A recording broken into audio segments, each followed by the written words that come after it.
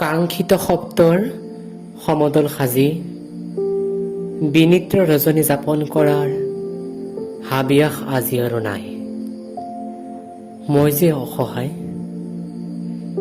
দিয়া বাট দেখুৱাই আগুৱাই যাওঁ সেই বাটে, যি বাটে দিয়ে মোক জীৱনক ভাল পোৱা আৰু জীয়াই থকাৰ প্ৰেৰণা। শিতানত প্ৰেয়সীৰ হেঁপাহেৰে লিখা কিমান যে মিঠা কথা আৰু অন্তহীন ৰঙীন স্বপ্ন।